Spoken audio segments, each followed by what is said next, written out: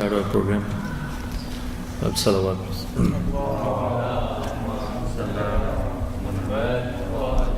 أعوذ بالله من الشيطان الرجيم.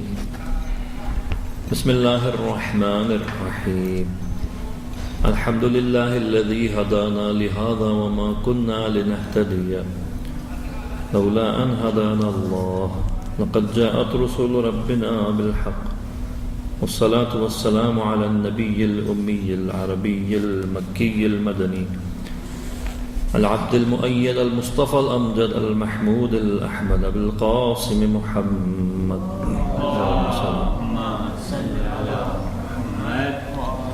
وعلى أهل بيته الطيبين الطاهرين المعصومين المظلومين الذين أذهب الله عنهم الرجس وطهرهم تطهيرا.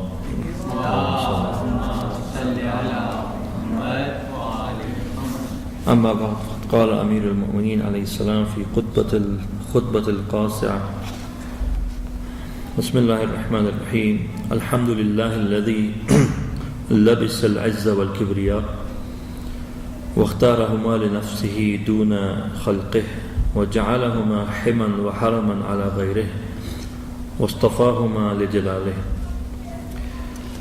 This is the night of the 19th of the holy month of Ramadan, and the night in which our Maulana and first Imam Ali ibn Abi Talib alayhi salatu wassalam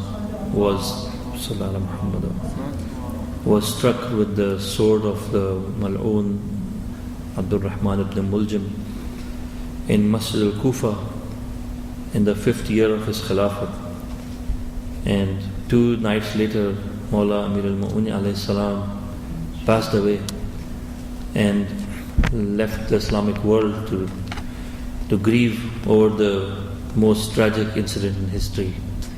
The person who stood up for Islam and who maintained and preserved the religion of Islam after the Holy Prophet, and who explained the meanings of Islam after the Holy Prophet, which were unclear to the Muslims who had recently converted, and to many who had converted later. Imam alayhi salam's example of governance and his personality and the ulum and ma'arif, the great morals, the highest possible morals a human being can reach, he practiced them throughout his life. We mourn this occasion because we feel that our Imam is the biggest guide for us after the Holy Prophet of Islam, and that we have a lot to learn and a lot to practice in the light of what he taught us. In these 3 nights, tonight and 2 nights, following nights, I will try to speak about some issues for which Imam alayhi salam emphasized a lot. One of which is a very important moral issue, and that constitutes the subject of Imam's khutbah in Nahj al-Balagha, the longest khutbah in Nahj al-Balagha, which is called Khutbatul Qasi'ah. And this khutbah is all about kibr and khud buzurg bini. And kibr is opposed to tawazu, the exact opposite of tawazu. A person who is humble. Kibr is a person who is proud. Now kibr is when you consider yourself very high, very special, better than other people. When you show it in action, that is called takabbur. And of course, kibr is the basis of takabbur and many other vices.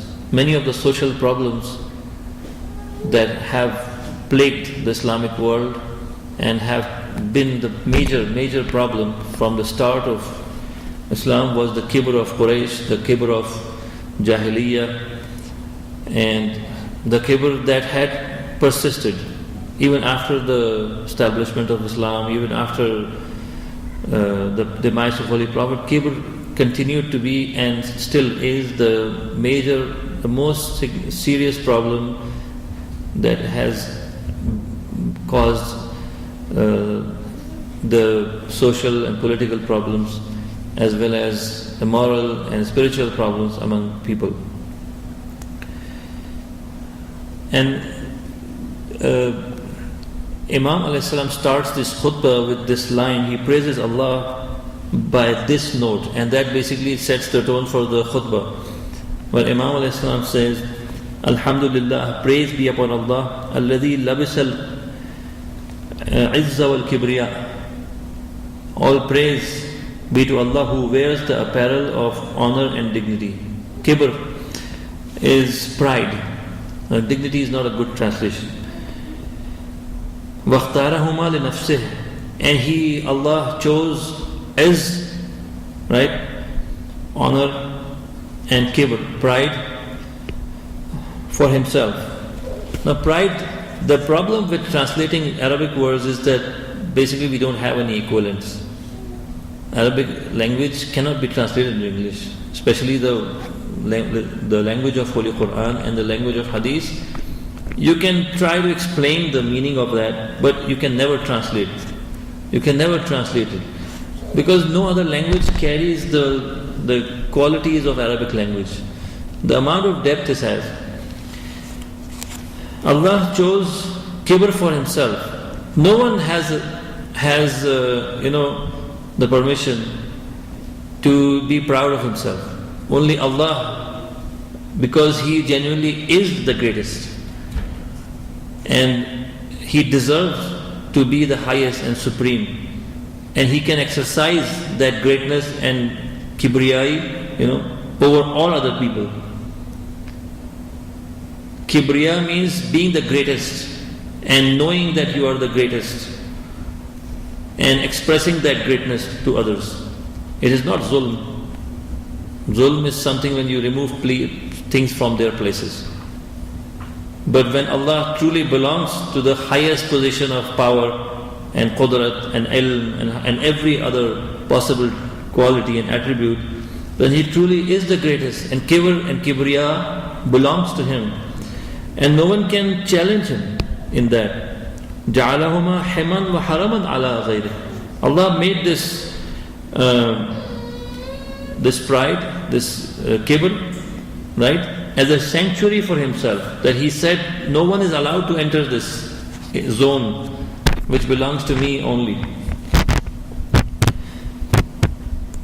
And He cursed the shaitan. وَجَعَلَ اللَّعْنَةَ عَلَى مَنْ نَازَعَهُ فِيهِمَا مِنْ عِبَادِهِ. Alaykum as-salam wa rahmatullah. And Allah laid His curse upon those who challenged Him in kibriya. They said, we are great too, we are big also.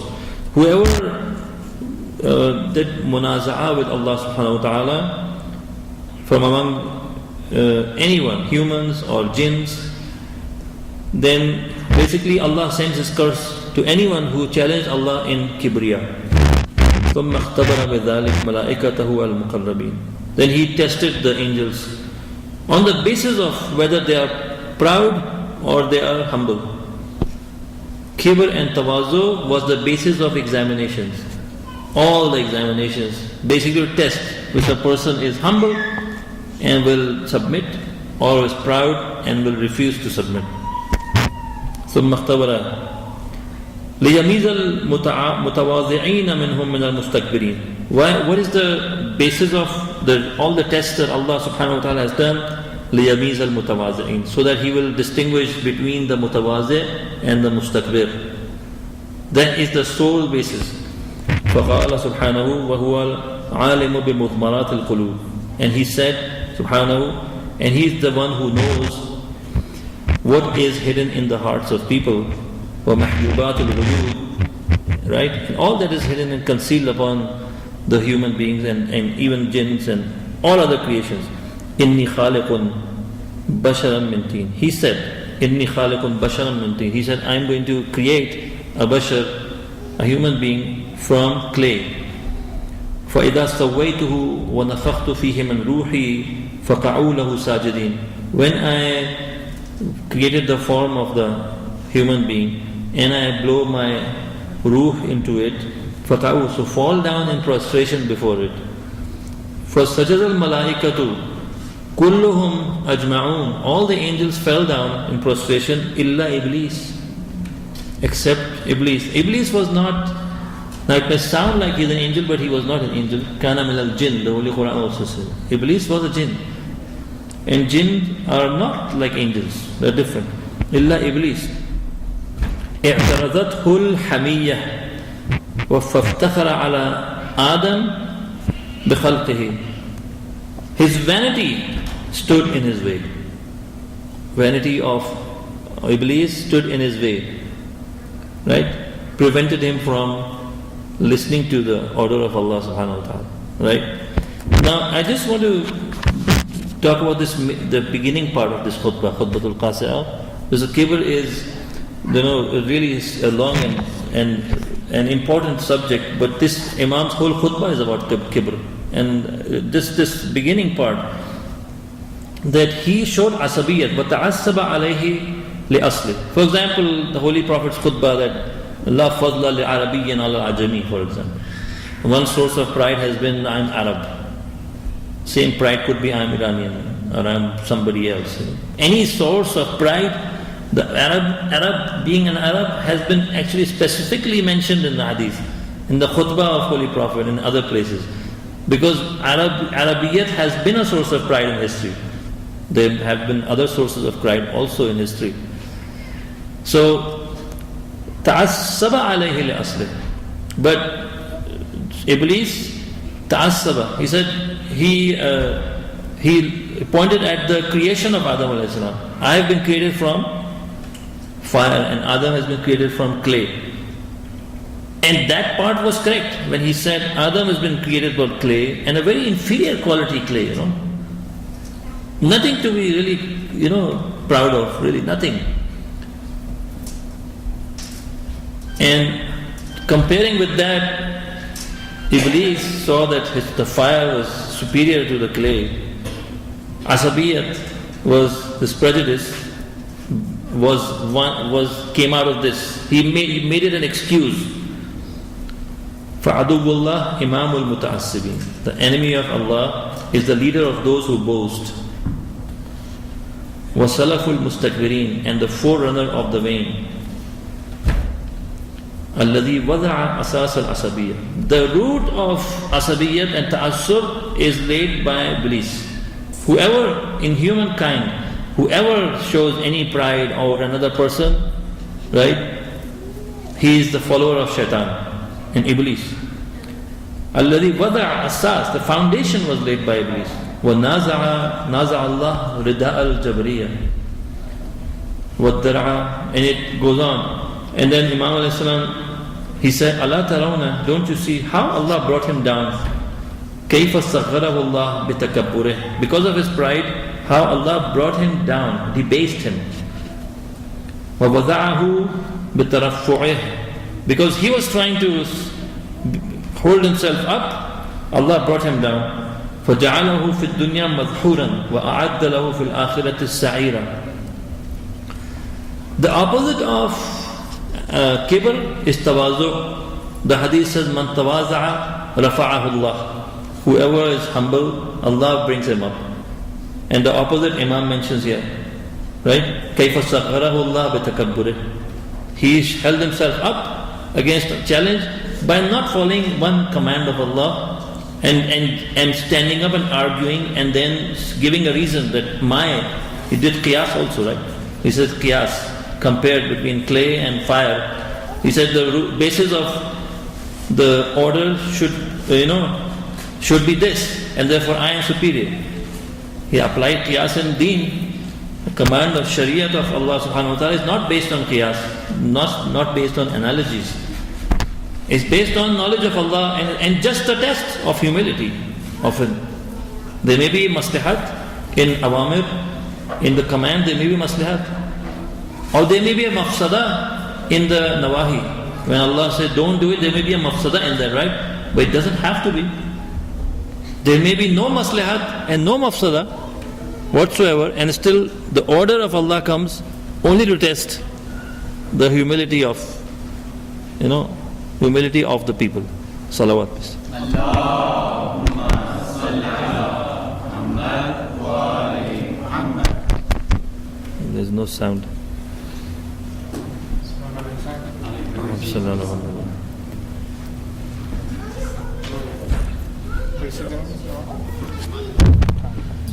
And I'll just read one more line.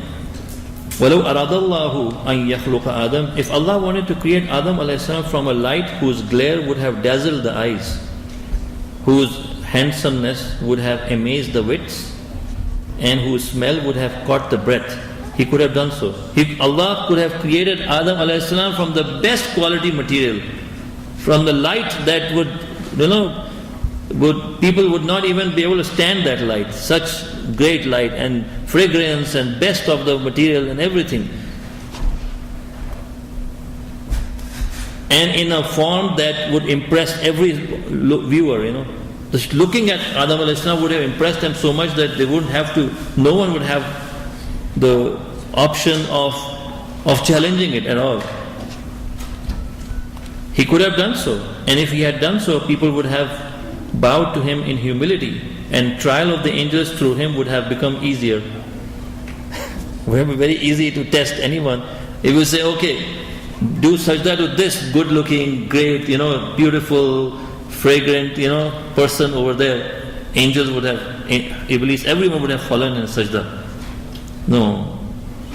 Allah tests people from places they cannot imagine. That Imam mentions, وَلَوْ فَعَلَ لَظَلَّتْ لَهُ الْأَعْنَاقُ خَاضِعَةً وَلَخَفَّتْ الْبَلْوَى فِيهِ عَلَى الْمَلَائِكَةِ. But the test would have become so much easier for the angels, and he had no intention of making the test easier, because the test is of tawazu and kibr, right? وَلَكِنَّ اللَّهَ سُبْحَانَهُ يَبْتَلِي خَلْقَهُ بِبَعْضِ مَا يَجْهَلُونَ أَصْلَهُ. But Allah the glorified tries His creatures by means of those things whose real nature they do not know, in order to distinguish good and bad from them through the trial. تَمْيِيزًا بِالْإِخْتِبَارِ لَهُمْ وَنَفْيًا لِلْإِسْتِكْبَارِ عَنْهُمْ وَإِبْعَادًا لِلْخُيَلَاءِ مِنْهُمْ. Just to test, to take out whatever is left of pride in the person, to destroy and crush the pride. This has been done. And you see, in the light of this, you ask yourself, well, why, although Imam alayhi salatu wasalam was the highest of, best of people in his time, best of all the people, and still people disobeyed him? What was the basis of that? Didn't they know who Imam alayhi salam is, how great he is? Right? Allah tested him. Right? Those who were rich and wealthy and popular and influential in his time, people followed them. And he did not commit any aggression against the people. He did not rule by force. He did not bribe people. He did not punish his opponents before, like on suspicion. He did not punish them or kill them on suspicion, right?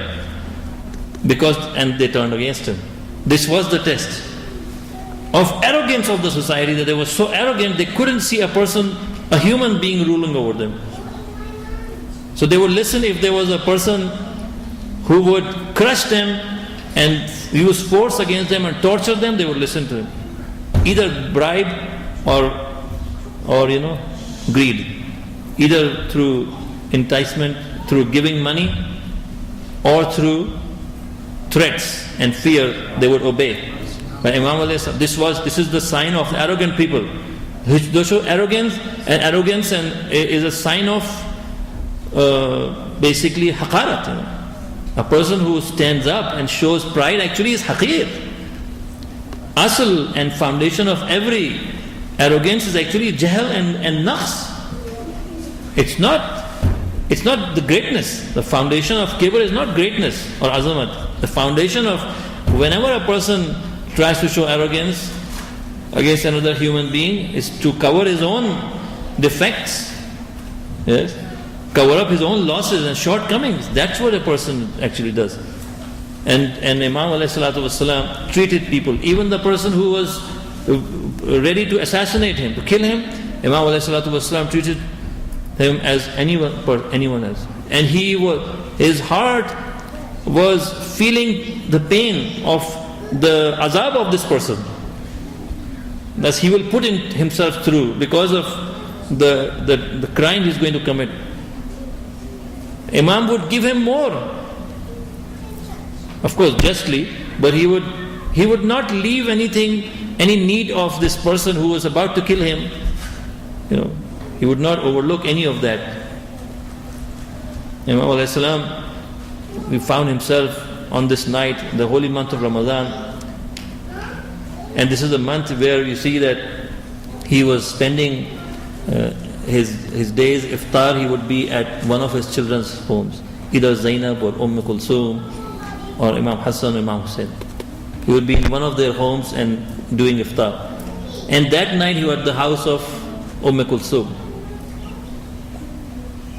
And the iftar was brought to Imam alayhi salam. The iftar made up of piece of wheat, barley, jow, and some salt, and some milk. When Imam alayhi salam saw this food in front of him, he started crying. He remembered the life and the way of life of Rasulullah sallallahu alaihi wasallam, and he said, after tears came into his eye, he said to his daughter, that reminds me, I remember the life. Don't you know that I follow the sunnah of Rasulullah, and I never have more than one thing in my food, in my meal I don't have. So bread, so pick up one of these things. So Imam had that dry piece of bread with salt that night. After taking a few bites of that, he got up and started praying. And that night he would stayed up and would come out and look at the stars. And he said, "Ma kadhibtu wala kuzdibtu." I am not lying, and I have not been lied to, that this is the night of my shahadat. And he constantly kept saying, "Inna lillahi wa inna ilayhi raji'un." La hawla wa la quwwata illa billahi al-ali al-azim. Kulthum said, "Father, if you know this is your night of shahadat, then stay home. Someone else will go and do salat for you in your place in masjid." Imam said, "There is no escape from the qaza of Allah subhanahu wa ta'ala."